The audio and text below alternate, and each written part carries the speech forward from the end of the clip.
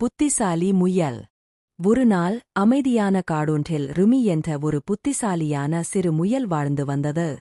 ருமி சிறியதுதான், ஆனால் மிகவும் புத்திசாலி. மற்ற அனைத்து விலங்குகளும் அவளுடன் விளையாட விரும்புபவர்கள். ஒரு கோடை நாளில் ஒரு சிங்கம் பசியோடு அந்தக் காட்டுக்குள் வந்தது. அது சத்தமாக கர்ஜித்து எல்லோரையும் பயமுறுத்தியது. இன்று யார் என் மதிய உணவு என சிங்கம் கர்ஜித்தது. அனைத்து விலங்குகளும் மிகவும் பயந்தன. அனைத்து விலங்குகளும் ஒன்று கூடி சிங்கம் எல்லோரையும் தாக்காமல் இருக்க ஒவ்வொரு நாளும் ஒரு விலங்கை உணவாக அனுப்பிவிடத் திட்டமிட்டனர். அந்த திட்டப்படி ஒருநாள் ருமி முயலின் முறை வந்தது. ருமி சிங்கத்தின் மலைக்குகைக்கு மெதுவாக நடந்து சென்றது. சிங்கம் மிகவும் கோபத்தில் இருந்தது. நீ ஏன் இவ்வளவு தாமதமாக வந்தாய்? நான் உன்னை இப்போதே சாப்பிடப் போகிறேன் என சிங்கம் சத்தமிட்டது. அப்போது ருமி சொன்னது, அரசே, நான் இன்னொரு விலங்கோடு வந்தேன்.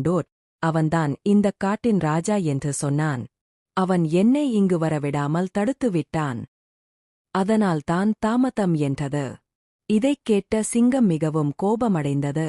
யார் அந்த வேறொரு ராஜா? என்னை அவனிடம் அழைத்துச் செல் என்றது. சிங்கத்தை ஒரு ஆழமான கிணற்றிற்கு அழைத்துச் சென்றாள் ருமே. அவன் இந்த கிணற்றில்தான் மறைந்திருக்கிறான் என்றது. சிங்கம் கிணற்றினுள் எட்டி பார்த்தது. தண்ணீரில் சிங்கத்தின் உருவம் தெரிந்தது. அது இன்னொரு சிங்கம் என எண்ணி கிணற்றுக்குள் தாவியது. சப்பாத்! சிங்கம் விழுந்துவிட்டது. வெளியே வர முடியாமல் தவித்தது. அனைத்து விலங்குகளும் சந்தோஷத்தை கொண்டாடினார்கள்.